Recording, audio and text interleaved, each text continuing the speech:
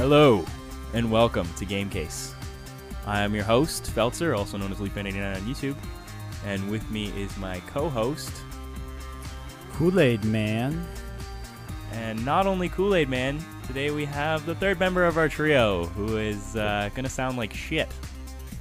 And his name, the Big Bad Silver Moose. The Big Bad Silver Moose? The Big Bad. He is Moose. He is the Silver Moose. He is everything with a moose. With Moose, yes. He likes it on his cake. And anyway, Moose is actually taken off to Montreal. We've said this in the last podcast. I already congratulated him for that, so hooray! No congratulations are in order for that. But honestly, this whole cast is going to be Moose. He will sound like shit, but he has a dirty list of topics here that we're going to cover. Just keep trudging through it. It's promise it'll be entertaining. Yeah, it's going to start with Diablo 3 though. We're gonna start with Diablo 3, like for some reason we always do. Actually, no. Well, Blizzard fired tester. That's our first topic. That's not really. It's not Diablo 3 entirely, but well, actually, you know what? Blizzard in there. It is because he actually talks about Diablo 3. I guess that's true. That's the only thing he talks about. So.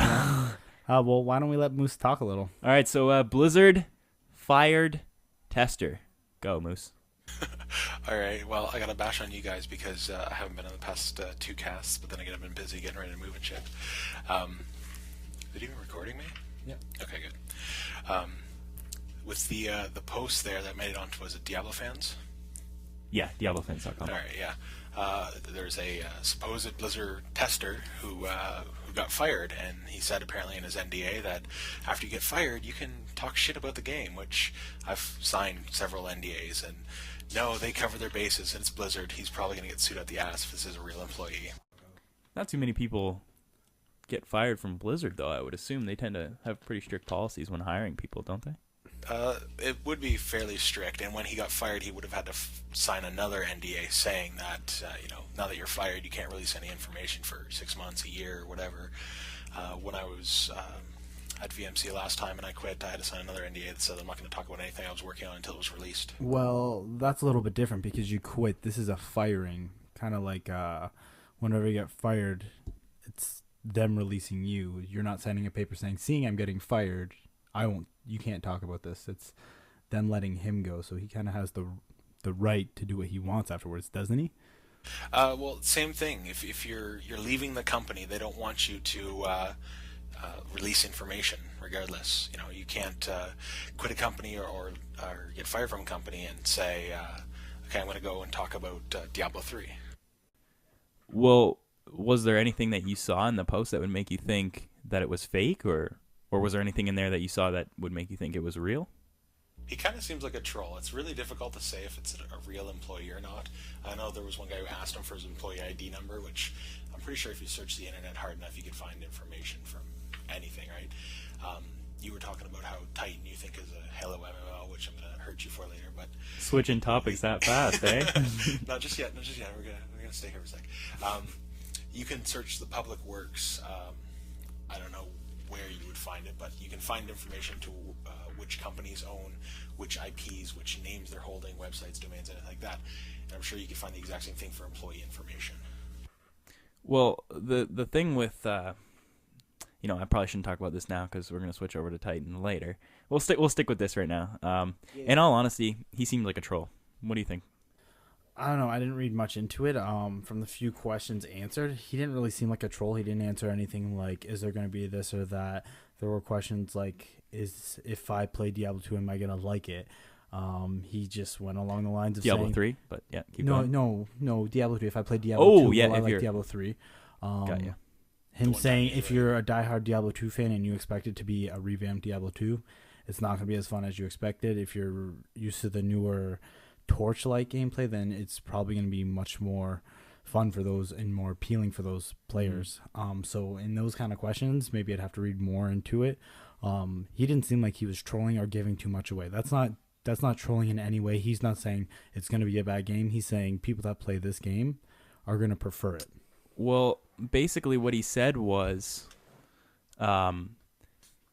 he did say that the game's going to suck. He said that's the reason he got fired is because he stood up and said that his game's going to that their game's going to suck. Maybe that's just not as far as I got. I only got through one or two questions. Well, saying the game's going to suck because you're a tester, even though they say they have the game developed, it's playable, and they're at a certain point where they're trying to get it balanced now. If he's saying it sucks, again, it could be personal preference. Like he's saying, he was comparing it to Torchlight there, and you look at it, and obviously there is similarities with any dungeon crawler you play nowadays. You're going to always compare it to Diablo. Diablo was the first outside of a mud. Not to mention, I don't know if I'm wrong, but Blizzard North, those guys are the ones that developed Torchlight. Am I right? It's Runic Gaming or something now, but those were the guys behind Torchlight. It was Blizzard North. I have no idea. Yeah, we'd have to. Who's the big boy up there? We'd I'm have to pretty search sure more into that. They And developed Mythos as well, unless I'm wrong. But maybe. But pulling up the list right now and just reading it, the only thing really I could see that's giving too much away is he's telling you where each act takes place and where it brings you. Yeah. I guess that's a little bit of trolling or giving out things they might not want people to know. But and even with him saying why he got fired, being honest might not be what you were leading off on, just him talking bad about the game. It might just be him wanting it to go in a different direction than the lead designer wanted, and he had a tiff. Yeah, it could be. Unless he releases core information, like if he releases source code, if he releases game mechanics that haven't been released to the public by the company, if he releases information that the company itself hasn't been approved in PR and said, okay, this is something we're going to release. Like he made a comment in there that expect a beta announcement for BlizzCon. Yeah. BlizzCon's what, October? yeah, October. I guess that's a lot of information leaked. If that's true, then that's much farther than people were expecting this game. People were expecting this game to come out this year. It being pushed back to just have a beta release this year, then that's intense. We're not seeing the game till next summer then. No, I know. Again, if we go back to that leaked product slate, they have it scheduled for the end of this year, as well as the StarCraft 2 first expansion. So, if that it could be accurate, I don't know. It's Blizzard, right? It's done when it's done. I think the thing that makes the most sense is obviously we have the May 5th conference call coming up, the Activision Blizzard investor call. I think the thing that makes the most sense is they'll probably announce a beta during that call, and then announce an actual hard release date at BlizzCon. Now, the fired tester here is suggesting that a beta announcement would happen at BlizzCon. That just doesn't make sense to me. I mean, if the beta is going to be 6 months, Yeah, well, remember when the last podcast when we were talking about this, actually we were talking about the PR call. Yep. And we mentioned, they asked if we were going to see the release of this game this year, and you mentioned that they said they're not sure.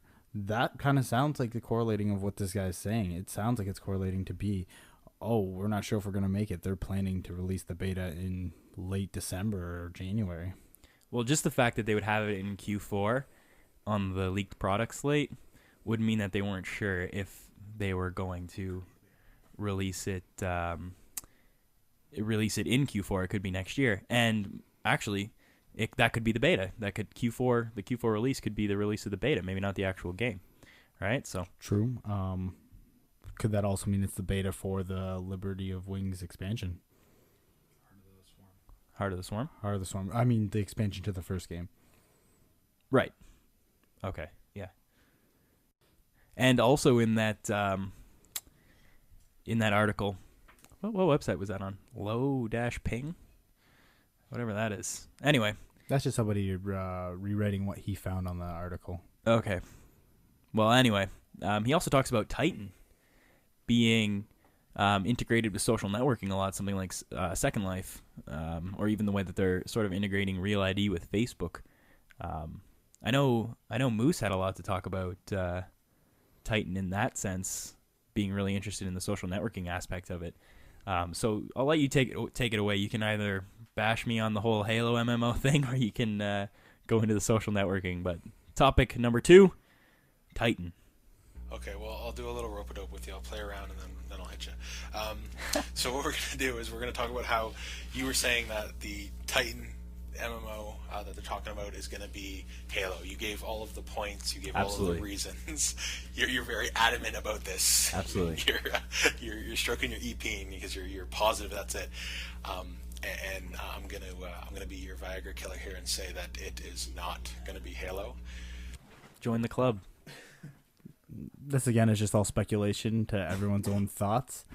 And really, now that I think about it, the only thing really showing the hard evidence saying that this could be a Halo MMO is the actual the game playing in 30 Rock, them playing Halo. Exactly. Other than that, like, what's the big deal? They could have just been playing 30 Rock. But that plus everything else. Has any other episode had anything to say about Blizzard? Have you looked into that at all? Okay, well, you're all just speculating off of the final episode. They could have had a deleted scene where they mentioned something or did something involving that. You didn't speculate on that at all. Oh, I Dun, dun, dun. Okay, so you never thought of that, and I just got to point that out. If they did remove a scene or something, or cut it, or edited some dialogue, if Blizzard was mentioned, they're still gonna want to take rights. Then why didn't they mention Microsoft and or Bungie? Were they really playing Halo? Yes, they were. I just gotta see this episode now, and then I'll be able to hurt you a little more. It's available for free on Netflix. If anyone wants to go check it out for themselves. What was our Netflix or the better Netflixes? Even if you just have a free trial on Netflix, it's available. Canadian or American. What was the name of the episode again? Do you remember? No, I do not, unfortunately. Whatevs. Just go listen to the other podcast. That'll give us a view on the other podcast. But it says it right there. All they played was Halo. I'm telling you. Okay, well, the fired tester. Did he actually have like a screen name? Or are we just referring to him as fired tester? We're just gonna refer to him as fired tester. Let's just refer to him as Fest. No, how about fired tester? Fest, fire tester. No. Okay. Well, now that we're talking about Uncle Fester, they talk about how. That's exactly what I just said. Fest. Yeah, you but just added an Kyle's makes more sense. Uncle Fester. All right. Well, they talk about how he mentions how it's going to be a Second Life wannabe. That it's basically going to be integrated with Facebook. It's going to be a MMO. Now, playing web games, like I play Starfleet Commander right now. I play Ebony. These are games that you can enjoy. They're kind of free. You can buy better shit. But they're integrated with Facebook. Also, they're standalone if you go to their own website. I can see them doing something like this. Like both of those games I mentioned are actually fairly decent, fairly well supported, and they have quite a few players. I've played plenty of web games. I don't know. What are you doing? Kool-Aid's playing footsie with me here. It's kind of creeping me out. He actually put his foot on my foot first, just for the record. Yeah, I did like a totally non-homo pull away, just so that you could lift your foot up and start rubbing me on the bottom of your foot. I did the friendly rub. I'm just helping a brother out. So what? On a rough day. We gotta cut this out. No, man, this is natural. Not that touch was natural. That was very unnatural. But I thought it was natural. All right, there's your problem. Let's move forward. You cannot say no homo and make this not gay. I'm not even part of this. I'm just trying to get out of it. All right, keep going. Keep going. I don't even know what the fuck I was saying. Yeah, Second Life fail. Yeah, talking about social networking within Titan. Well, if they're trying to make an MMO and mix it with social networking, I can see that being a huge pro and a huge con. Social networking, you're going to have a lot of crazy people on there who don't know what the fuck they're doing. You're just going to be running around with 12-year-olds and shit. And you're going to have the people who are like hardcore gamers like us who support companies like Blizzard. We're going to be on there, trying to get the elite gears and shit. And I don't even know if it's going to have gear. For all we know, this could be like a Second Life where you develop your orc and, metrosexual like. Honestly, I would think the hardcore gamers are the guys playing the Ebony over the WoW, because WoW is so mainstream now. That I think these off little. You don't have to be a hipster to be hardcore. We're gonna have hipster gamers now. Hipster gamers. You don't even know Ebony. You don't even know Ebony. You even know what you're playing. To me. Well, I'm just saying that social networking versus an actual game that you download, you play. Like you log into WoW, the social networking there takes place in that game. Whereas, people are going to be posting their Farmville requests for an extra cow. Not with Real ID now. The most logical thing I can come out of this, in him being honest and this being true, is the fact that Blizzard is a very, I don't want to say it in a mean way or a bad way, they're a money-hungry company, and they find the best way to utilize their games and get money. You don't have to say money-hungry company. You just have to say company. Money-hungry is implied. It's capitalism. I don't know. Valve's not a money-hungry company. Yeah, they are. You know why? They just price everything fairly low DLC is nicely priced, Or and free. they get a cult following. There you go. Free. But anyways, back to what I was saying. They're the smartest saying it's going to be on Facebook. Who doesn't have Facebook? Who do you know that doesn't have Facebook? Everything's going to end up being in one spot, like Facebook. Media in general is kind of going that way. Yeah, and I'm not saying that certain game companies aren't money hungry. It's not it's not in the sense of money hungry. You're right. It's the fact that why even be a company if you're not out there to make money? I guess everyone just does it in different ways. And Blizzard found the cash cow of hitting the right spot with Blizzard and Well, for the not American Blizzard, but market. WoW. Yeah. Yeah, for the American market, they've Well, pretty isn't much there a hit big it on following in China for a while? that.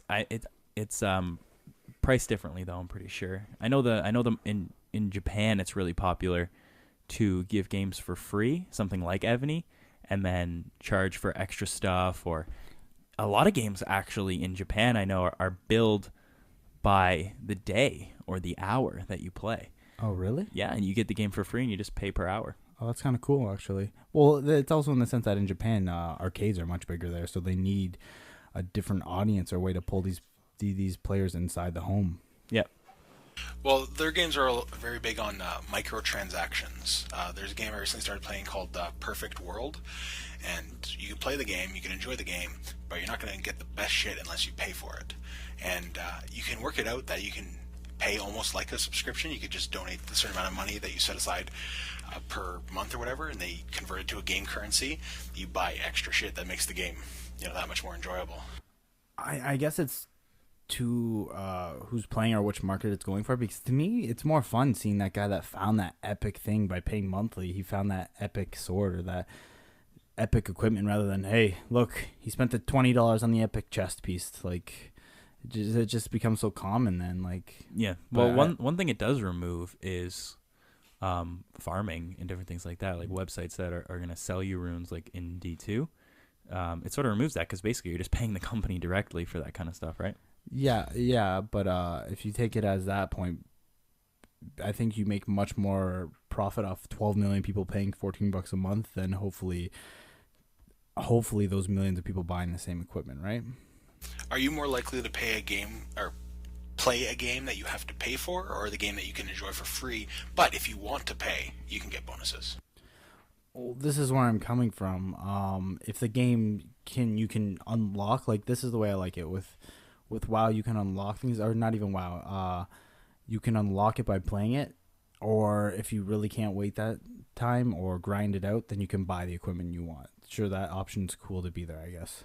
But it isn't in WoW. What are you talking No, about? that's what I'm saying. I'm not saying WoW. I'm trying to think of a game that did it, like kind of like in Bad Company 2. You're allowed to buy special camouflages if you want them, but if you didn't want them, the game isn't hurting you at all by not having those camouflages. Well, WoW has that as well. You can buy like different cosmetic things, like the gay fairy mount, fairy horse mount, right? Well, yeah, like I was just going to talk about the Celestial Steed. That came out, and it was like, oh yeah, we're going to donate some amount of money to help this cause or whatever, whoever buys the horse from this time to this time. And like the next day, you saw every other player flying around this spectral steed, just, and you're just like, what the fuck is this horse? Where did this come from? You're thinking it was new loot or something, but no, it was just that drop there, or purchase. It's cool in that sense, or it's cool when it's, I guess it's not bad when it's things that make you look different. Even like you can buy different pets in WoW on their marketplace, right? Yeah, they have different releases every once in a while. Which that seems pretty cool. Like, it's not a big deal. It's just, to me, when you're selling key items where it makes you a better player than the other person. Absolutely. That's the whole point. But the Celestial mount, it helps the person, okay, they can't grind and wait for a flying mount. Pay for it. You speed up the game a little bit. Back to the original question. Am I more likely to play a game that I have to pay monthly for, or am I more likely to play a game that I have to pay for extra content? I would have to say I'm more likely to play a game like WoW, where you can't purchase additional equipment to make you better, just because it doesn't really seem like it's a game then to me. I mean, you're just going to get beat out by the people that decide that they want to sink more money into the game rather than time. And MMO, in my opinion, whoever sinks the most amount of time and gains the most amount of skill should be the one that dominates, not the person that wants to sink the most money into it. That's exactly what I was leading off to as well. If I was to have to go with one, it'd probably be the paid for monthly. And maybe 8 months ago I wouldn't have said that, but after playing WoW and not noticing the money it's losing or how much time I'm spending it, I would go that way. What about you, Moose? Well, I was actually going to touch on this later, but now it's more relevant. BioWare's working on Star Wars: The Old Republic, right? They're working on Tor. Yep. That's pretty much the only thing they have in the pipe right now, other than Mass Effect 3. But from what I've heard, they're going to be doing microtransactions, so you're going to be able to make your character better by purchasing extra content. What? Yeah, Really? you're going to be doing a large portion of it. This is from what I've heard. This is all, I'm not 100%ing this. This is from what I've heard. They're going to be adding microtransactions so you can buy extra content. Not playing it. Well, it's going to be good in Japan. Not playing it. But another thing, we were talking about this just a moment ago, you were talking about how you could play certain games to unlock certain games and other things and whatnot. Dragon Age just did this. They have Dragon Age Legends online, and if you play that, it'll unlock stuff for your Dragon Age 2 game, be it PC, PlayStation, or Xbox, whatever. And I've been playing through that, and I've already unlocked like 4 or 5 things for my Dragon Age 2 account, and I haven't even touched Dragon Age 2 yet, but my account's linked to my Xbox, so... That's pretty cool. Have we talked about Titan to the full extent that we want to? Did you want to bash me more about the whole Halo thing, or what? How much more can he bash you, though? How much more can anybody bash one another? We all have our own views on if it's going to be. I say no Halo. I'm definitely saying it's not a Halo. If it is Halo, it's not going to be to the extent of what we're used to in terms of Halo content. What about what Kool-Aid said last podcast? What if it's not called the Halo MMO? What if it's called something like the Battle of Reach or something like that, and it's just the Halo universe? I would have continued with that until I started digging into it a little bit more, and it said that Microsoft owns even the intellectual property of the Halo universe, so they own like anything to deal with the universe. If you reference them or like Reach, then Microsoft can come in and sue you or has the rights to that stuff. Just before Moose takes over here, Bungie partnered with Activision Blizzard. Microsoft owns 49% of Bungie. You're trying to act like Microsoft wasn't at that negotiation table when Bungie partners with Activision Blizzard, and you don't think they would love to have their hand in that pot of gold? Why would Microsoft want to be in that pot of gold when they know that Money. Activision's going to try to take way too much as a publishing company? Because Activision publishes, right? And Microsoft publishes. Why would they want that? They're already a publishing studio. Unless they're saying we're going to lease this game being created through Blizzard. It doesn't matter if they call the game Reach Around, okay? People are still going to play it. Reach around? People are still going to play it, okay? It doesn't matter if it has Halo content. You guys are talking about it being Modern Warfare-ish. It doesn't matter what it is. No matter what game, as long as it has that following, people are going to play it, period. If they make it more of a social networking game, it's going to be a lot easier access for certain people.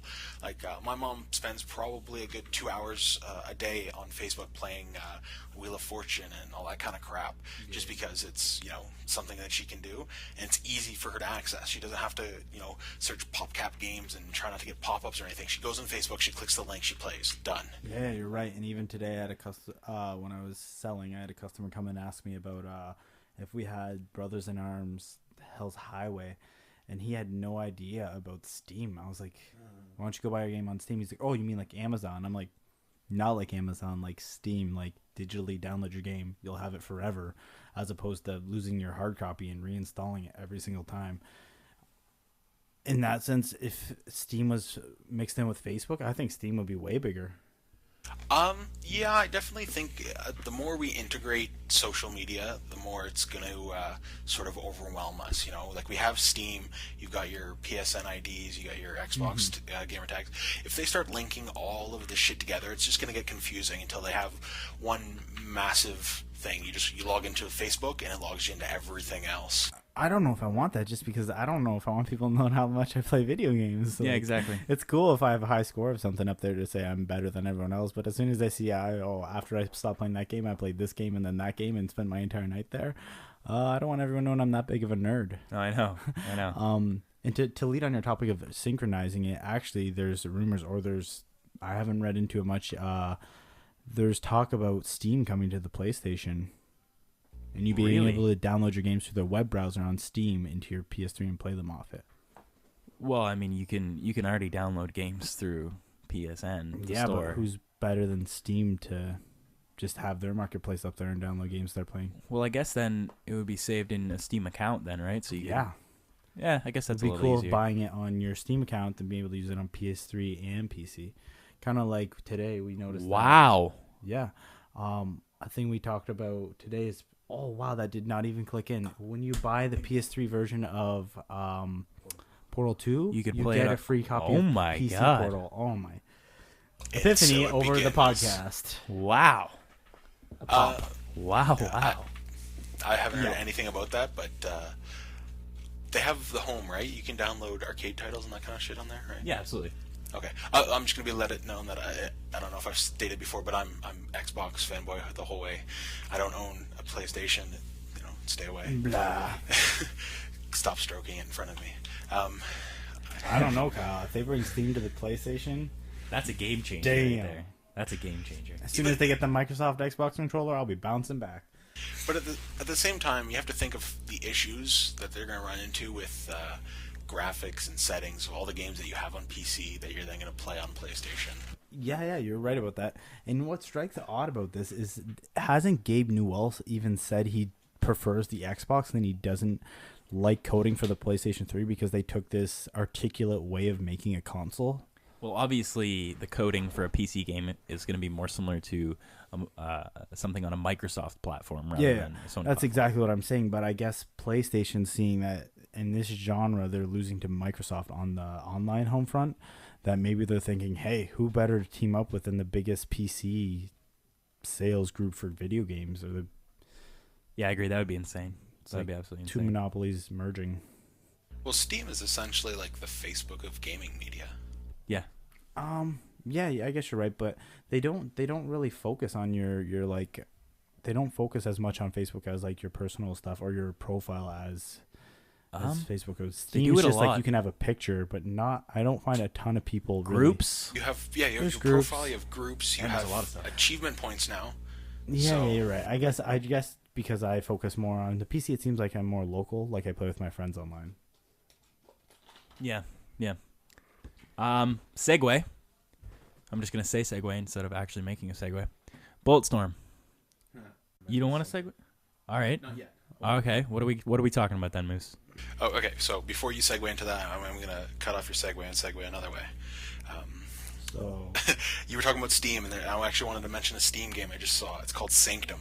It's a tower defense game. looks pretty awesome, actually. It looks pretty amazing. I'm going to definitely pick it up. And for anybody looking for a tower defense game / FPS, it's very cheap. It's an indie company. Go pick that stuff up. It's $15. You can't go wrong. Like, support the indie developers.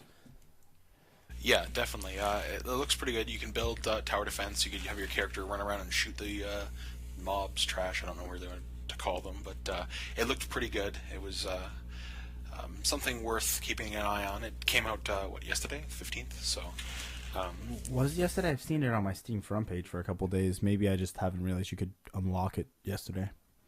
well, my only concern is with a lot of games, the AI just really sucks balls. We were playing Fallout New Vegas. Yeah, Fallout New Vegas just a bit ago, and I was watching Feltzer play, and all of a sudden got into a fight with a couple of Radscorps, and they just kind of sat there, and like they were running into rocks. I don't mind that. And we were just like, "Are you going to attack us? Can we? What's going on? Hello?" And they just kind of sat there and ran into a rock, and then eventually we just ran around and shot them. But at the same time, I've played a lot of games that have just shitty AI, like Call of Duty. I don't think they've ever recoded their AI for any of them. Like I've been playing World at War with a friend, and the AI takes the best cover possible, Yeah, I and you're don't know. stuck. When you're playing Insane, it's pretty fucking hard. Yeah, you can't compete because the AIs focus on you no matter what. You have AI teammates running around. As soon as you poke your head out, you're getting shot at. Well, you're the only guy living through 1 million bullets and surviving through this entire war, not getting hit. Yeah, that's true. That's one thing I kind of dislike is they put you in these crazy situations where in real life this character would have been killed 10 times over. Yeah, but we're not playing real life, right? I guess Well, if it was real life, it's a World War II game. It's supposed to be real life. They do a lot of weird situations where AI should help you out and it doesn't.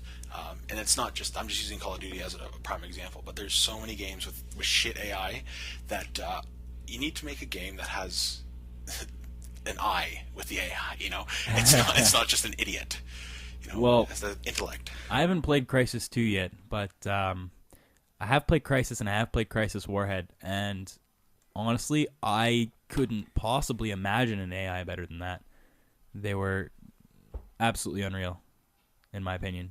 You would, go invisible, and if they would see you or you do an action that would reveal you while you're invisible. It wasn't actually seeing, it was hearing. They'd be like, "What's that Yeah, noise?" that's what I mean. Yeah, they would be alerted to your presence, and then they would start acting differently, knowing that you could actually be invisible, and they would start like fragging areas if they heard footsteps, stuff like that. Like, I don't know. EA did a really good job, in my opinion, and I assume it's probably just as good or better in Crysis 2. Telling you, bro, EA's coming back. I don't know if I've ever said this before, but EA is kind of like the Borg of the gaming industry. It's the what? The Borg, like Star Trek, the Borg. Just taking stuff over. Yeah, they just assimilate everybody and make them their own. And Man, I would have thought that is Activision. Both of them, man. Yeah, they're coming in together. Yeah, that came in last podcast. They're the two largest companies eating everyone, and I guess Bethesda in like that little group right there is the only other one that I could see actually putting up a fight against these two massive companies. Well, Bethesda actually, another thing I wanted to touch on eventually was they're working on a next-gen MMO, which they haven't really released any information. But if anybody's played, Fallout New Vegas, it's owned by Bethesda, and they own the IP to the MMO to it, which makes me think that their next-gen MMO is going to be Fallout, which will consume my life for so long. I've said this in other previous cast. If they do it right, if they actually are able to work into the system that you get the feel of Fallout as you play, it's going to be amazing. Yeah, on my channel, actually, I have a video for my epic game idea, and basically my epic game idea is pretty much a Fallout MMO, to be honest. The way I sort of imagined it will probably not be the way that they implement it, but I was sort of thinking open world, post nuclear war, same thing, exactly the same as Fallout, and you have to sort of survive. You would create shelter, maybe have booby traps around your area. You have to go get food, clean water, all that kind of stuff, and have a quest system as well. A quest system that would be exactly the same as Fallout 3, Fallout New Vegas. Well, Bethesda owns ID Software, id Software, however you pronounce it, I'm not quite sure. And they're making one right now called Rage. We know them for Doom and their series, and for everything I could see that's been released for Rage, it looks like it's going to be similar to Fallout, have sort of a racing element to it, sort of like a Fallout Borderlands mix, which actually Borderlands 2 is in the works by Gearbox.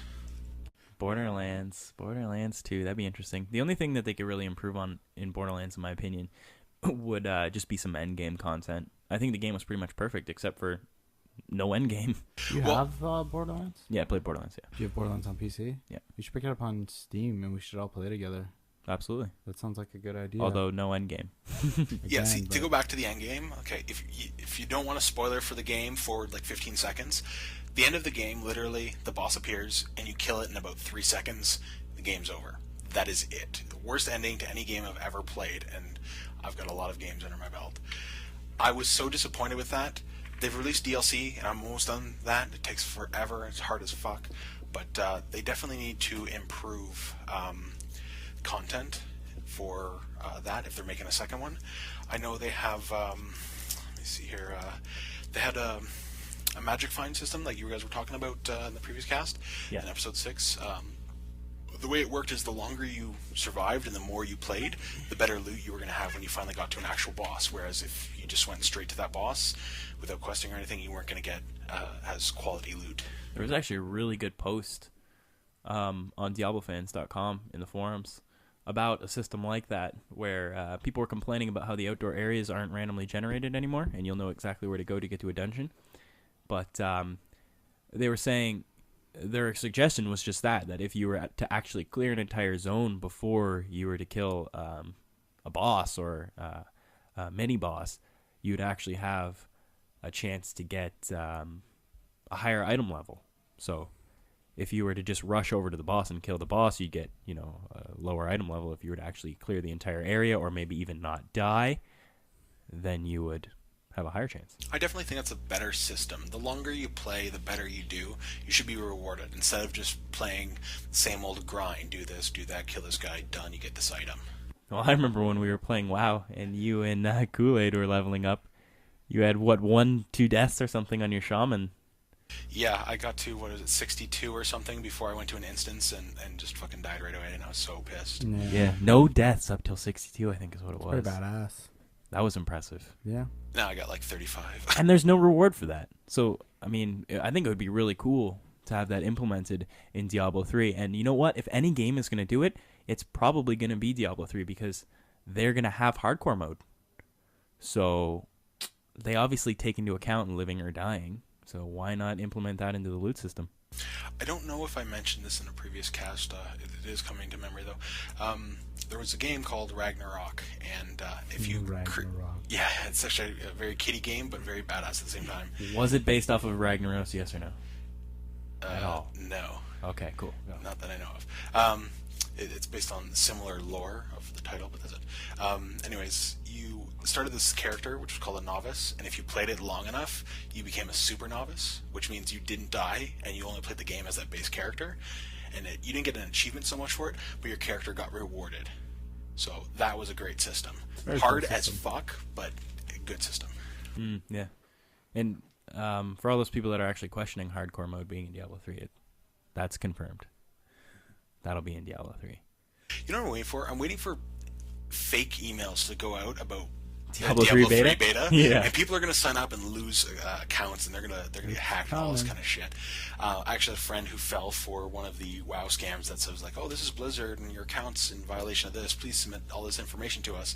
And she was talking to me as she was filling out the form, and I was like, no, close the browser now, do a virus scan, stop. And I was freaking out on her, and I'm waiting for that to happen, because Diablo 3, they're going to start to make a mention of it, and boom, people are going to start getting those emails. Absolutely. I know I get 4 or 5 from Blizzard a day, and I'm not sure if it's legit or not, so I just delete them.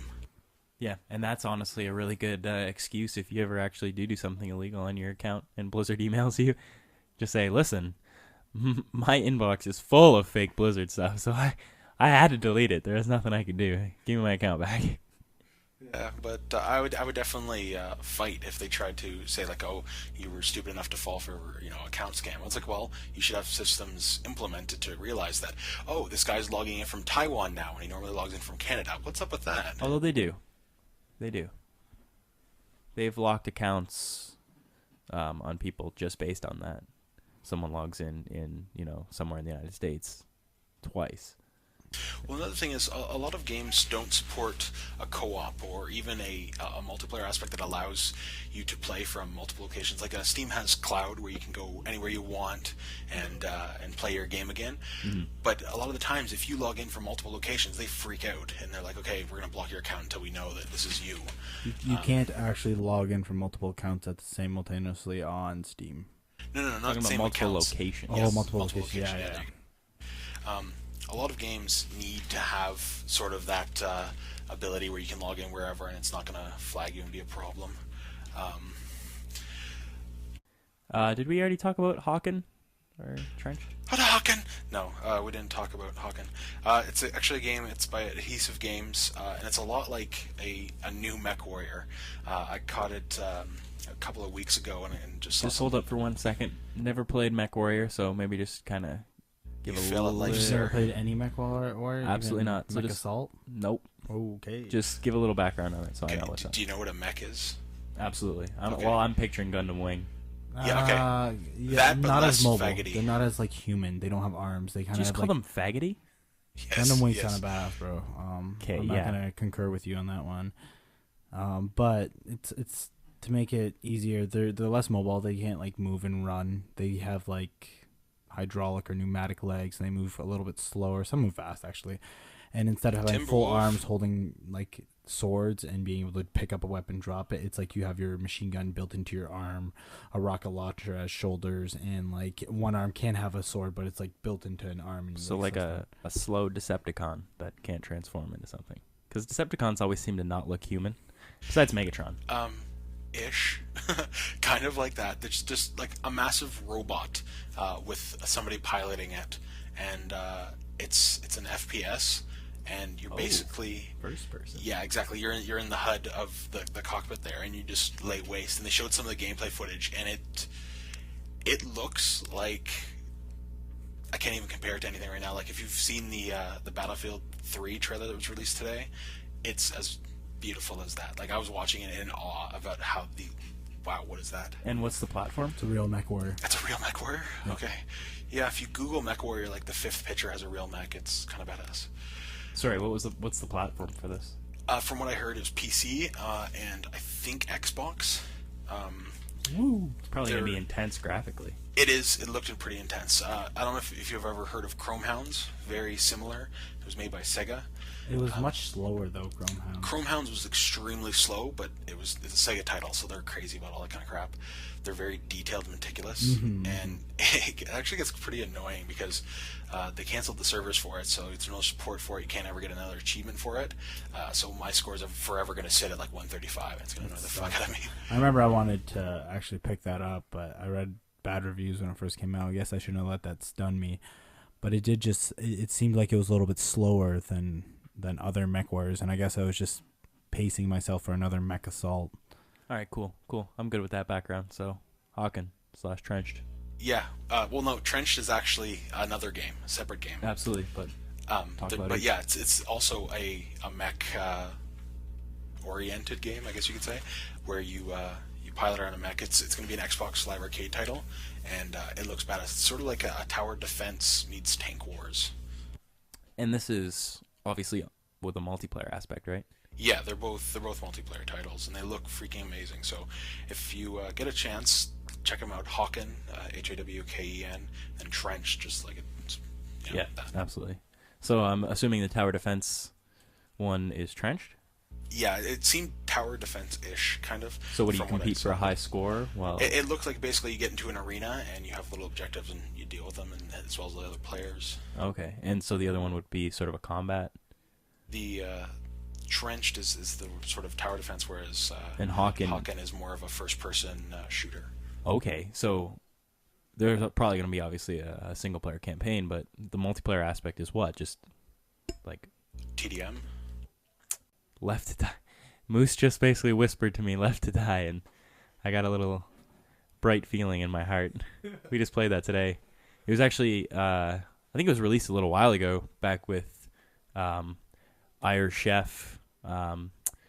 It's basically a StarCraft 2 custom game, but it's actually made by Blizzard. It's not third-party content.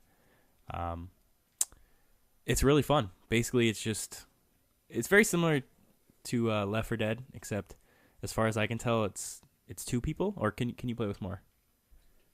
Yeah, it's just two people, and basically you just survive waves of zombies.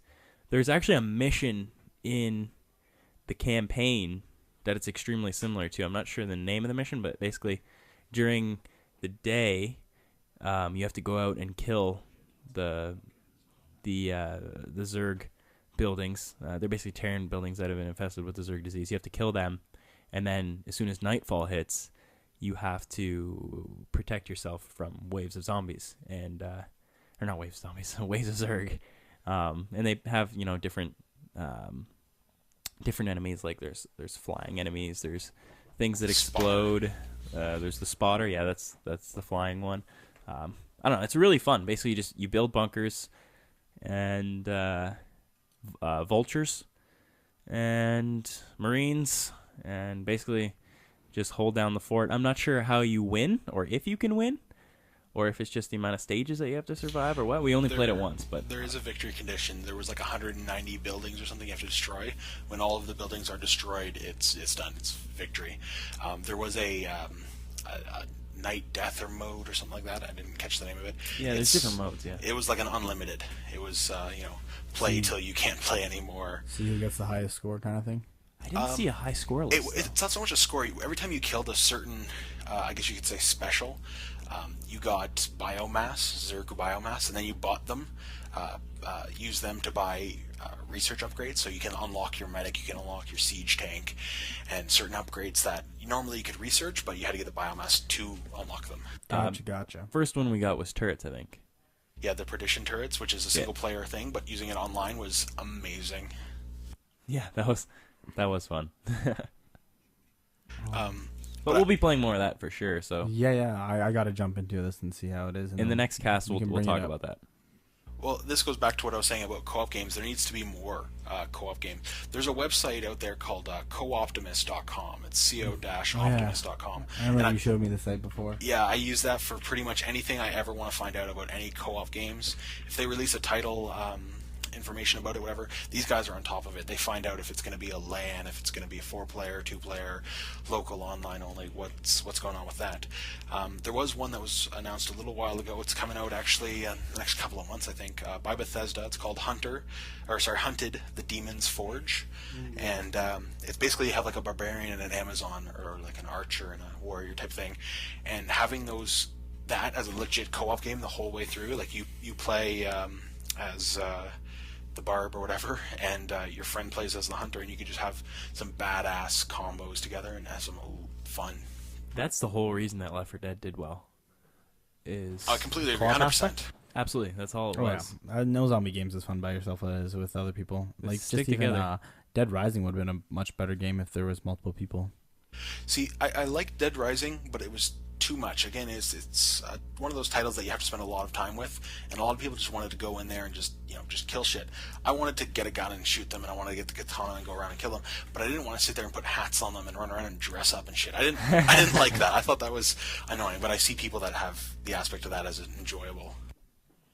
I don't really see how that would be enjoyable at all. Yeah, see, I'm with you on that. Maybe it's a little bit more the Asian market. Yeah. Yeah, I concur with that. There's this one game that was released in Japan. Again, can't remember what it's called. Screw me, but Too many of them. yeah, you run a shop. Basically, they were talking about it on NoobTube. You literally run an item shop. Like, for example, if you ever played the Pokemon games back on Game Boy, you would go into an item mart and you would, it's just called Mart. Yeah, you'd go to the Mart and you would buy Pokeballs and different things like that. Yeah. You basically run a store like this in Japan. What do you sell? Just stuff. Just stuff. Yeah, you sell swords and stuff, I'm pretty sure. And I like a things piece like of that. string. And an adventurer might come in, and you can follow the adventurer and go through like a dungeon or something like that, but apparently it's really simplistic.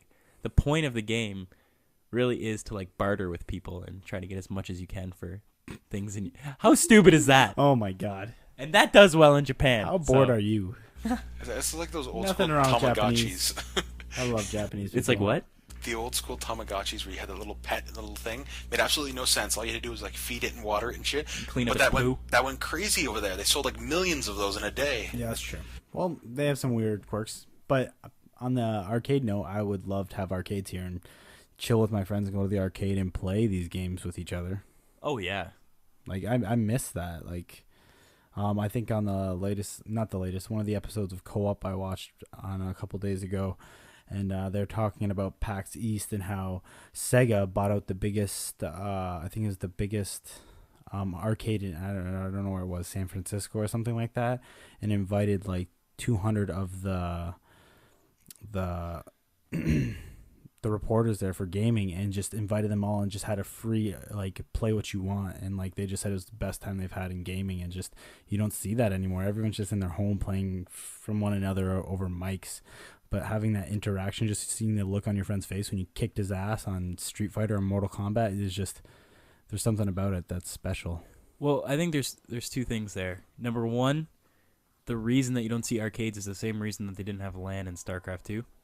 It's just every household now is equipped with high-speed internet, pretty much. Mm-hmm. And number two, really awesome mechanic, Burnout Paradise takes a picture of your face with a camera every time you get wrecked, and then it shows it on the other player's screen. That's awesome. Yeah, that is awesome. That is wicked. Like, but how much more awesome would it be in an actual seat, racing the car, smashing your friend, and then sticking your tongue out at him, or like, are you talking about like realistic? Yeah, realistic, gaming? like holding. Yeah. No, but at arcade you get that. Arcade you get that fun. It's not just a gamepad or keyboard. You get the interacting of a fake gun or a steering wheel and gas. So say we're having a racing match and I'm sitting next to you, and all of a sudden, you start kicking my ass. What's going to stop me from reaching over and pulling your wheel, or that's the whole point. You in the arm? Like, then I fart and you run away and I win. Or just Wii chokes you out with his Wiimote, like Moose said before in another cast. Yeah, exactly. Moose's number one aspect of the Wii. What? What's your number one aspect? The nunchuck. The death chuck. We've pretty much already covered our list. Yeah, well, there's a we couple. haven't gone into games we've been playing. There's a couple things before I get into the games we've been playing I want to touch on. Just to finish up with the co-op I was starting on is Portal 2 is coming out in a couple of days, and the biggest aspect there is there's going to be a 2-player co-op, which makes figuring out the puzzles that much more fun. Because to me, playing the game sometimes it was just like, how the fuck do I do the speed run, or how do I get to this other side of the room with like 4 steps? Do you know if it's the same exact maps, or is it different maps oriented for co-op? I have no idea, but from my understanding, there's the single player and there's a separate element for the co-op, because the co-op you take place as the little robots, you know, those little gun bots. Aren't they on the cover?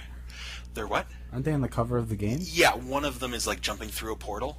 I don't know if only like if one player gets the blue and one player gets the orange. I don't know how that works, but it seems like it has a potential there. I want to see how they do with that. Portal's gonna be awesome either way. I love Portal. I can't even describe the amount of time I've spent on just one puzzle, and I refuse to go to YouTube to find a video on how to do it or something, and I just spent hours trying to figure it out, and it was like the most simplest answer. It was like, turn around and put the portal behind you on the wall. I was like, really? Come on, fuck off. So aggravating but fun. That's what I like in a game. Is there a confirmed release? The 19th. For Portal 2? Portal, yeah, it's the 19th. Okay. And that's what we were talking about. They have a poster up that says you get the free copy with PC. Right. I thought it was with the Xbox as well, but it's only with PlayStation 3 Yeah, apparently. it made so much more sense. As soon as I said Steam's coming to PlayStation Network. And yeah, Gabe's all over that, right? So that's his money horn. Yeah, I forgot they actually announced it I think it was last E3. They said Valve is coming to the PS3. The big announcement that people looked into, we're getting Portal 2, but the actual big announcement was Steam is coming to PlayStation, not Valve, Yeah. Steam. Yeah. They're both pretty big, but I mean, with Steam coming to the PlayStation, Valve's coming to the PlayStation. So Just the fact that, you know what, right now I feel like I have to buy 3 games. 1, I want to buy it on the Xbox for the achievement points, which I just need to get over. And 2, I want the ultimate experience of graphics and physics on the PC. Yep. PS3 is getting left behind, but now that they're doing this, I don't know. The last co-op game I want to talk about is Brink. That's coming out shortly, and from what I understand, you can play the single player by yourself, and your buddies can drop in and out whenever they want. Yeah, isn't it 4 or 8 people co-op? Like, just drop in when you want, leave when you want. Again, I'm not really that well informed in this with the numbers, but the aspect of it is what keeps me entertained. If I'm running along and get my ass kicked, I'd be like, hey, buddy, you want to jump in here and help me out? Hey, guy. Just quickly refresh the listeners on Brink. I don't even know what it is classified as. If you haven't it's like known anything about Brink, Google Brink. Everyone's probably heard of Brink, but just for the people that haven't, because this is probably going to be a pretty big topic for us in the future. You're definitely going to be playing that quite a bit. I'm going to let Kyle take over and but the moose. The dun, moose. dun, dun, here I am. It's like the modern warfare of RPGs, because you have a character development. You make a tiny guy, he can only use pistols or SMGs. You make a big ass guy, he can carry like around a minigun and rocket launcher and stuff. So you basically have a couple of characters that you develop, and the more you use them, the better they get. And platforms? From my limited knowledge of it, again, is PC, I think PS3 and Xbox. The only one that I'm sure of is PC. I'm confirmed PC, yeah. Yeah, Xbox is confirmed as well. Is it? Okay. Yeah. Oh, wow. Might be wrong, but last time I checked, I thought it was coming to all consoles. Actually, yeah, that is, because the pre-order thing at work has all 3 copies. Okay. All right, then. Yeah, honestly, I'm pretty excited for Brink. The Brink looks pretty awesome. That's going to be intense. What platform are we going to play it on? PC. Oh, yeah, you guys are going to make me buy it on PC, but I'm still going to buy it on Xbox as well, because I'm an achievement whore.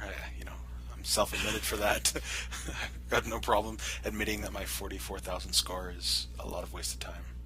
I just wonder if I should buy an Xbox. You should. You should. Yeah. Yeah. You would thoroughly enjoy playing Xbox, I think, if you had friends on there. How much do you play Xbox, Moose? A day, a week, a month, a year. Just give me your average day. I get an Xbox, I turn on my Xbox, I want to play Brink. What are the chances that you're going to be playing? Like 95%.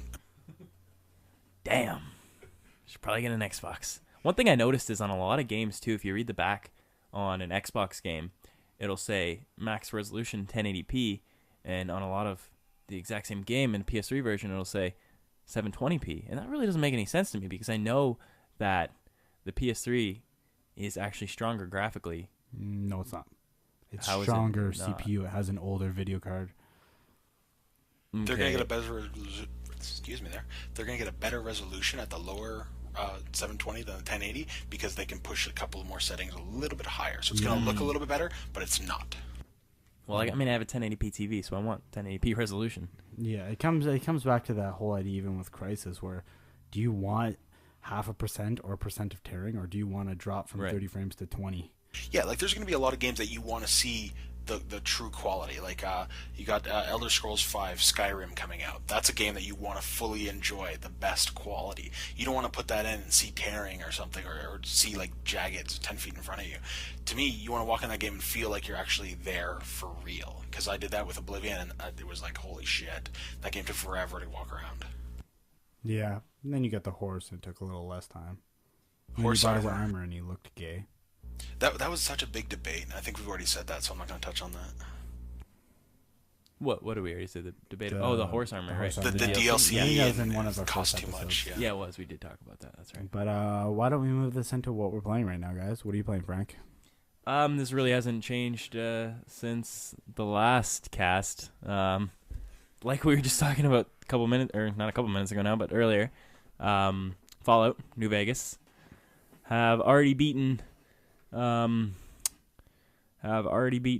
Prototype. Playing quite a bit of StarCraft. Gonna do a lot of Left to Die now. Yeah, the custom games have caught my attention recently. In some of the other custom games as well, like Marine Arena and Phantom Mode. Actually, me and Kool-Aid have played quite a bit of Phantom Yeah, Mode. Phantom's really fun, actually. Details? That's new to me. Phantom Mode? You know Oh. Phantom Mode, okay. You know what? That's all I've been playing. I'll pass it over to Kool-Aid. Kool-Aid can explain what Phantom Mode is, and then Where have Okay, you been playing? Phantom Mode is well, I've been playing a little bit of StarCraft, not much. If we're gonna talk about what I'm playing, the main bit is probably Killing Floor Game, but I'll talk about Phantom before I get into that. What Phantom is there's 8 players. 2 are Phantoms, 2 are what are they, Frank? I'll just explain it. You know it better than me. There's 2 Phantoms, and there's 2 Paladins, and then 4 Slayers. I like it. Phantoms are allied with Phantoms. Paladins are allied with Paladins and Slayers. That's incorrect. Everyone's allied until you figure out who the enemy is. No. The point of the game, allied, yes, as in you can, but you can set your hostilities, right? Yeah. I'm saying from the beginning, you're all allied until you figure out who the Phantom is. But the easiest way to explain it is the way that I'm explaining it. On your team, if you're a Phantom, is the other Phantom. That's it. The Paladins are on a team with each other, and the Slayers. Now, the biggest thing, you don't know what anyone is. There is no way for you to know who is a Slayer, who is a Paladin, who is a Phantom. People tend to call it out at the beginning of the game, what they are if they're not a Phantom. The whole point of the game is for the Paladins and the Slayers to kill the 2 Phantoms. Now, is this a standard build 'em up? Do you have a base already preset or what? Nope, it starts exactly the same as it would in a normal StarCraft match, except Phantoms get bonuses. So Phantoms get a ton of minerals way faster than everyone else. They get a ton of gas way faster than everyone else. And over time, they get increased bonuses. So if the game lasts like 30 minutes or an hour and 30 minutes, you're probably going to lose just because the Phantoms have gotten so strong. Now, the Paladins, they also get bonuses, but not as much as the Phantoms, and it does not increase over time. So they get their standard bonus, but it won't increase over time, obviously. And Slayers get a bonus when they kill something. So if they kill another player, then they get a bonus of minerals and gas. Now, generally, the easiest way to tell who the Phantom is you'll see right away they'll queue up more SCVs than everyone else because they have more minerals off the start, right? But that's something you don't really catch on to right away, and if someone is experienced at being a Phantom, they'll tend to hide it. So basically the entire thing is a mind game. You're trying to make everyone think you're not a Phantom if you are, and you're trying to figure out who the Phantom is if you're not. That sounds pretty in depth. Yeah, it's pretty good. It's fun. Yeah, it is very fun. It's really fun. But the crappy part is everyone's usually Protoss, because you can just get your huge ball of Void Rays and Just Colossi. demolish, because it's such a long game rather than a short rushing game. Yeah, exactly. Well, honestly, it should be a short game, but it's not. The ideal game would be right away you would figure out who the Phantoms are and you kill them. Well, I guess that goes. It's short if you figure out who the Phantom. If nobody's figuring out who the Phantom is, it tends to draw out. Yeah, exactly. And you'll get some people that are really good at playing mind games, and they'll basically convince you to kill other people when really they are the Phantom. I got to admit, I'm pretty good at that. Anyway, so what do you think, Moose? How's that sound to you? You're a PvP griever. That's your play style. So I could definitely see you enjoying that element more than I would. But that sounds nice, because I love RTSs. They're probably in my top favorite genre. I just really suck at them. Okay, like hardcore suck. Like we got wasted in the first 10 minutes of our first game because one guy got past me, and it just. I'm like, all right, Kyle, let's restart, and don't suck this time. Yeah, and then you Windows restart on me. Yeah, that wasn't cool. But anyway, just put the first game into perspective. I legit was barely even realizing what was happening on my side. Like, I was easily killing everything. I was like, okay, well, whatever. And then there was one special unit that jumped around. So I killed about 4 of them.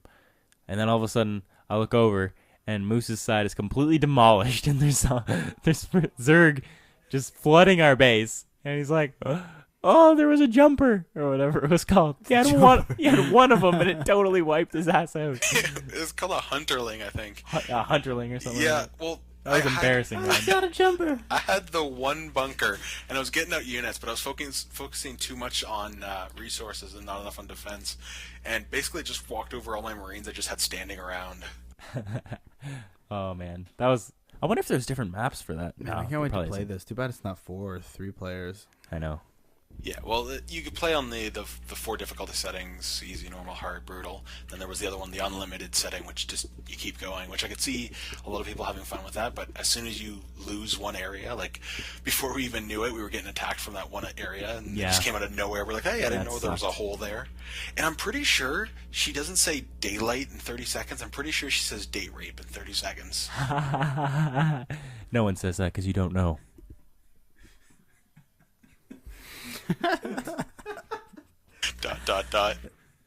No one knows when date rape will occur. As he goes through his wallet and gets rid of the pills. Here, put this crystal light in your drink. It's already popped, though. You're not allowed to buy me Just drinks put tonight. it in. Drag it! Alright, so Scotty, what are you playing? It's going to have to be a lot more killing floor. I don't know what it is about this game, but it's got me hooked. I guess there's not much to say. I went over last time. Kyle, do you know what killing floor is? Yeah, we touched base on that offline. It's total madness, and it's like since the Steam sale with the potato sacks has been launched, it's like went from like the first day I got the potato sack. Potato sacks? Potato sack. Potato sack. Boil them, mash them. But yeah, that was on it's on Steam actually right now. It's an indie pack of games. It's normally like 150. You get it for $30. And actually right now, if you buy it and Portal 2, you save even more money off Portal 2. So yeah, I've just been playing that a lot. What about you, Moose? What have you been up to? I've been all over Bulletstorm. Like I know a lot of people said it was alright, but once you finish the campaign, you were done. I haven't touched too much on the multiplayer. I've done some of the echoes, which are kind of like special missions from Modern Warfare, and I like the gameplay, even though it's pretty linear, it's pretty straightforward. You can kind of see where the story's going. I enjoyed the characters so much more than I did in most games because of their interactions with each other. Like, they're swearing up a storm. Like, this game should be rated mature if there was just a tit in it or something. What is it rated? I'm pretty sure it might actually be mature. No, I mean, like, I don't know what the fuck I'm saying. Do you like the characters better than in, like, say, Gears of War? Completely different. You can relate more to Dom and Marcus in Gears of War, but you play you play Bulletstorm, and you could see the exact same, like literally it looks identical, but you can't really relate to these space pirates who just got fucked over. Why can't you relate to a space pirate, bro? Like, I would what's assume up? this is probably a little more eccentric. Yeah, they're a little more over the top. Like when you first encounter another character who isn't part of your posse, she's like, don't fucking follow me or I'll fucking kill your dicks. And your reply's like, what? You'll kill my dick? Fuck you! I'll kill your dick. How do you like that? And it's just like have these weird back and forths that just they don't really make sense, but you're listening to them and you're laughing your ass off because they're just so fucking over the top. How's the multiplayer with all that the combos and different points like that? Yeah, like I said, I haven't touched too much on the multiplayer, but there is a similar to Horde mode, where you basically you get stuck in an arena and they keep coming at you. Once you complete the arena, you have sort of a boss that'll come out and say, hey, you get more points if you do this combo. So your one player will slide and kick him, the other player will leash him and then shoot him, right? You each have your own little element that you can do to get the bonus points. You know what I think would be good to implement there? A theater mode. Yeah, that'd be a good idea. That'd be pretty good because you could do a lot of crazy combos. Yeah, that's what I mean. Seems to be the whole game, to be honest, is the combo points. Yeah, you get what are called skill points because you basically the story of it is the better you perform, the more you're going to be rewarded for it. So they had the guys who came down to clean out the planet and they failed miserably. Half of them wiped out, and if you perform poorly, if your rating wasn't good enough, you didn't get resupplied. You didn't get more ammo. So some guy comes along, hey, I killed 10 guys. I'm going to be able to buy a new clip of ammo. Another guy came along. He's like, I didn't kill anybody. It's like, oh, you don't get any more ammo. Oh, you're out of ammo? Sorry, you're going to die. So the way they explained the system was actually pretty sweet. Yeah, I wouldn't be opposed to playing it. I was listening to NoobTube, and they were saying that they enjoyed it a lot more when they actually played the demo, just because it seemed like the opposite way around. They didn't enjoy it too much when they played the demo because it seemed like it was too focused on just point whoring, just trying to do the combos for the sake of doing combos. But when they actually started playing the actual game, there's enough actual storyline and comedy in it where you sort of can just focus on the story and just do the whole point whoring just for fun. So you leash people and things like that, and that remains fun. It's not the whole. Yeah, I had a lot of fun. Like I played through the game, and I got to the point where some areas where I bought too much ammo for one gun, and it was very ineffective against the enemies I was fighting. So it was kind of like, shit, how am I going to do this? And I had to run around like kicking people into objects and stuff to get the points to be able to buy more ammo because I ran out or something. So just being able to play it and do the skill points and all the skill shots and all that stuff to be able to get the extra points to buy the extra guns, yada yada yada. If you play through the game again after you've beat it, you still keep the same amount of skill points. So you could play the same level 8 times over and then still have points accumulating. So you can go back and buy that gun and then go through that area again and get more skill shots unlocked. Because once you unlock all of the skill shots, there's an achievement for that. So I'm only 2 shy, but they're hidden. They don't tell you what they are, so I got to figure it out. So you're still playing the campaign then, right? Yeah, I'm going through the campaign multiple times, cleaning up the last few achievements I missed. But I don't know what else to say about the game. It's pretty epic, but a bunch. Well, have you played a lot of multiplayer? No, like I said, I haven't touched the multiplayer too much. I've played some of the single-player Horde mode. I forget what it's called. Not Anarchy. I think the Anarchy is online. But they have 3 extra modes, basically. There's like the Horde mode, there's the multiplayer, and then there's these single-player special op missions you do. So, have you played Bulletstorm enough to give it a verdict, or what? Single-player wise, yes. That's definitely going to be like a 9 out of 10 for me. Wow. Yeah, it's up there, man. That's real up there for that game. I guess I gotta play this. Single player, listen. Single player. The multiplayer I haven't touched enough to really stipulate. Well, we'll look forward to hearing about your multiplayer review then. Yeah, can't wait. So, anything else on Bulletstorm, or? I need more people to play it with me. Oh, for the multiplayer, yeah. Exactly, I need more people for that. Yeah. So that pretty much wraps up our list for this week. Now we're going to be moving on to questions. Dean the Gopher from YouTube asks, are you planning on creating a clan in Diablo 3? Are we planning on creating a clan in Diablo 3? I guess it's going to be when the game comes, if we feel that we want to or not. Yeah. The GameKase clan. Recruiting now. You know what? I'm gonna go out on a limb here and say no. Yeah, we probably won't. Probably not. I mean, I have a core group of people that I play games with, and it'll probably end up being them. Yeah, and then with that, we don't usually like assemble a clan, I guess you could say. We'll see how it goes. So we'll see if they even have a clan system. Yeah, I mean, nothing's if even there is, announced. and that'd be cool. But the thing is, we play so many games anyways that we don't have time to make a clan for a single game almost. Well, I personally will be playing a shit ton of Diablo 3. No, of course. Enough to make a clan. Yeah, I guess you're right. But will I make a clan and just invite random people into it? I don't know. I don't think so. Probably not. We can look into it though. If we had enough followers, maybe we can make something for GameKase. If you guys are interested in at all. I think this was actually a 2-part. Yeah, it was. Okay. And also wants to know what classes we're going to play on release. I think that's from his brother, actually. Okay, well, yes, his brother asks that. Okay. If he wants a shout out as well. What are you playing? After seeing the new release of the Demon Hunter for male, I think I'm you going to be poo. doing that. You poo. That's, yeah, me too. It's that, or I think, actually, no, it's that. Yeah, it's not even I know. a second That's guess. the background on my phone right now. So true.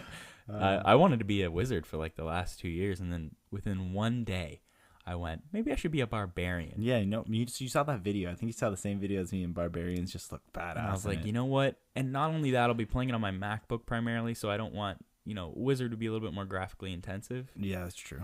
And barbarian would be less graphically intensive. But at the same time, I mean, my MacBook's been able to eat Diablo alive. But then in that same day, I was looking at pictures of the male demon hunter. Epiphany.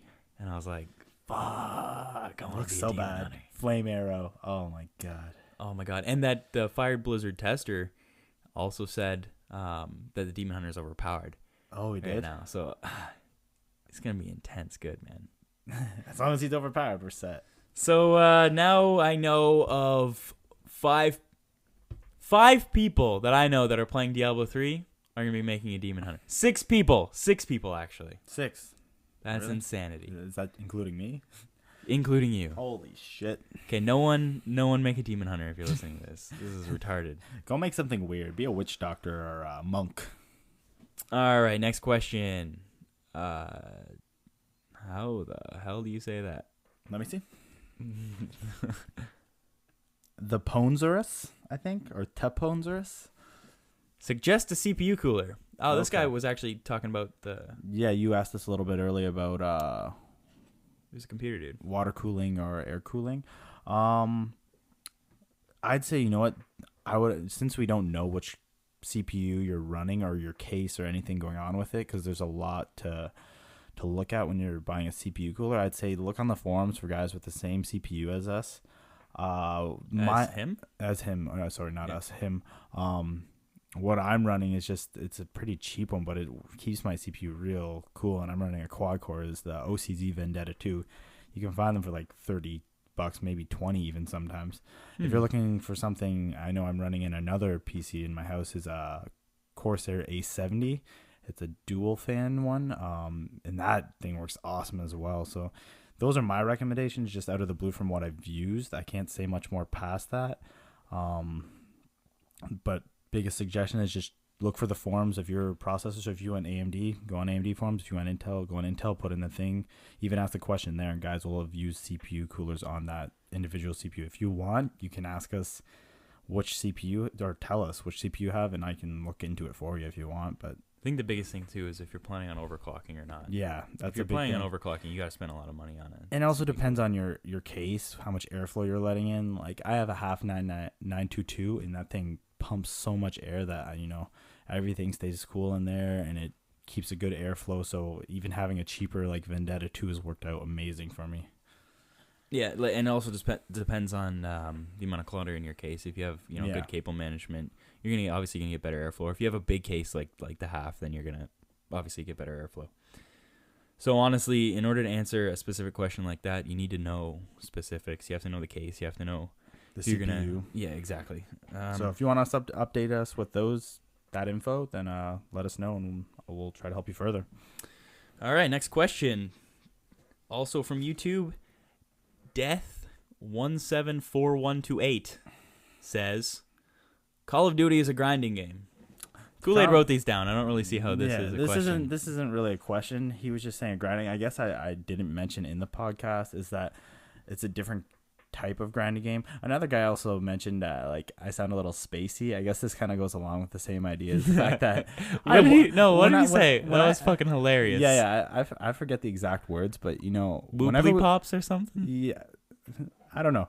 But when I do these tipping some brews. Yeah, no, that was the guy who commented back to him. But you guys got to know whenever we do the podcast, it's usually after a full day of school and work, so we're pretty tired at that point. Like we're not just guys with days of nothing to do. So when we're doing this is like actually taking time out of our free time. So if I sound a little out of it a couple podcasts, you got to understand I just worked a full day of work and we're doing this at like 11 or 12 at night. He's a busy dude.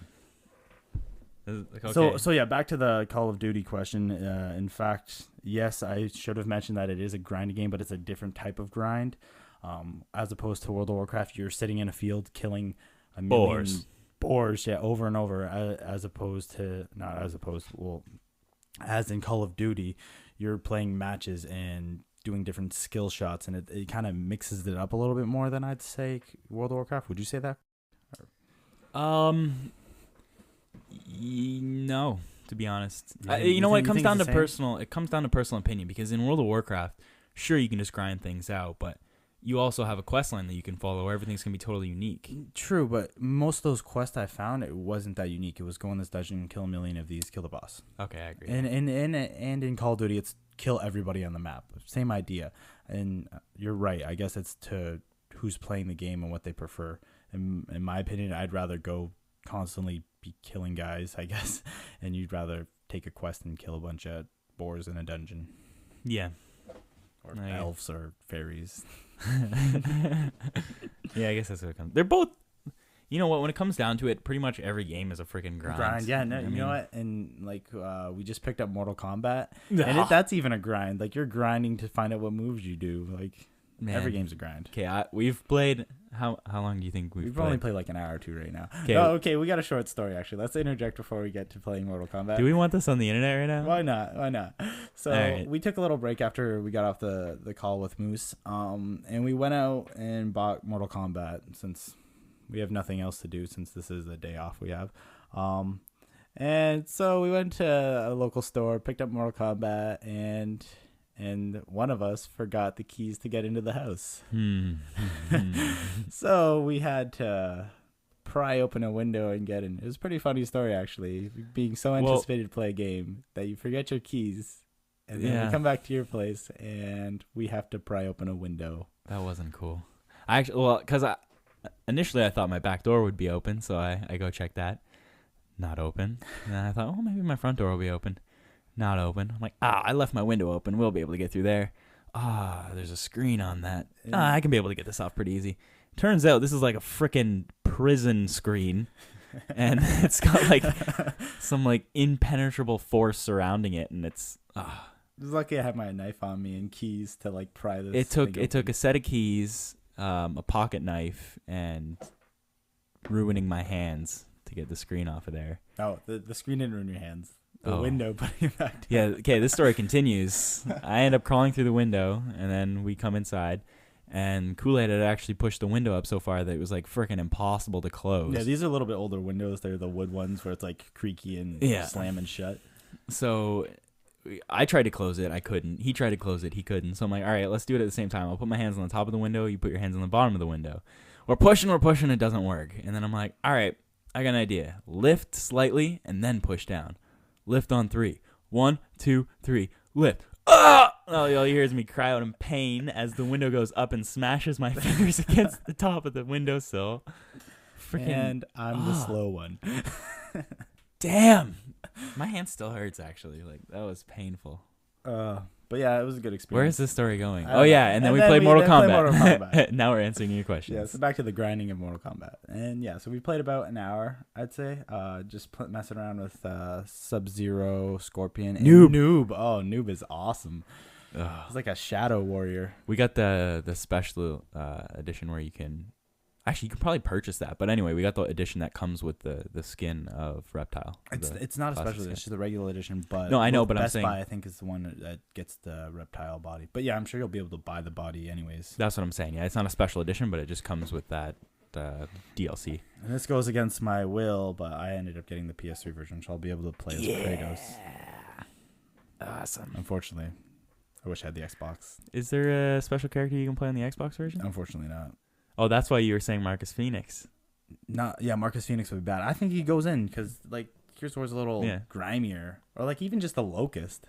But what else do they have for an Xbox exclusive character? Master Chief, which they did in Soul Calibur. Oh, why didn't they do Master Chief? Soul Calibur took him, I think. I guess no, that'd be kind of lame. It's kind of funny because Soul Calibur is like one of the only other fighters I prefer to play. Yeah, I should pick that up. What the hell were we doing? We're answering questions right now. Okay, back to the questions. Did we answer all the ones on the first page? Yes, we did. Okay, and I guess we're at the last question. Also coming from YouTube. Yeah, I think it's Filson PL, or how would you say that? PI, like private investigator. I think it was an L, but yeah, either or. Filson, if you're out there. You asked us what made us start a podcast. What really did make us? I think we listened to a lot of podcasts. My answer would be we just talked so much about games. Like this stuff that we're doing now, we do. Yeah. So we just recorded it. Yeah. And then like we had a little fallout for a little while, a couple months, and then one day it just snapped back and was like, let's buy these good mics and start recording again. And and actually Moose just picked up good mic as well. So you heard him in this podcast. He sounded a little distant, a little. He'll be back with us though. We thought he was going to be gone forever. It'll take him a little while to get settled.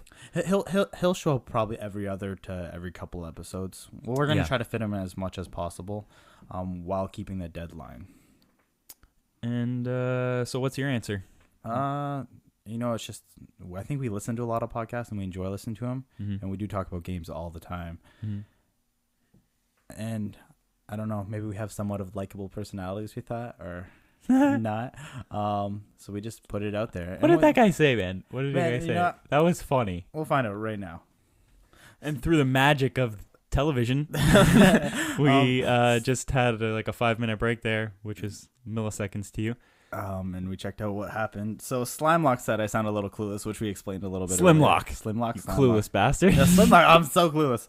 Slimlock said I sound clueless, and he shakes his head in disbelief about me. Now I want to give props to Filson. Actually, it was Filson who asked the question earlier, who replied back to Slimlock. What the fuck did he say? He said, that mate must have been tipping some brews. Tipping some brews. I sounded a little wobbly or woobly. Tipping some brews. That is the new thing. I'm going to be saying that shit all day. You listen to the Tipping Some Brews podcast. Tipping some brews. That was the worst. What accent was that? I don't know, man. Tipping some brews, mate. Wherever you're from. That was Australian. Let us know, Filson, wherever you're from, bro. All right. But yeah, that's the wrap up for this episode.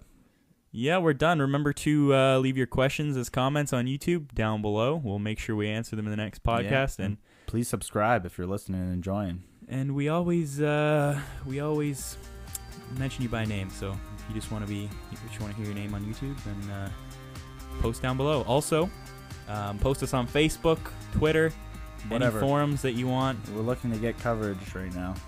Anyway, even if it's negative, I don't give a shit. If you're like, you guys are retarded, post it in the fucking comments. Let's go. Come on, Slimlock, bring it. Peace. Peace.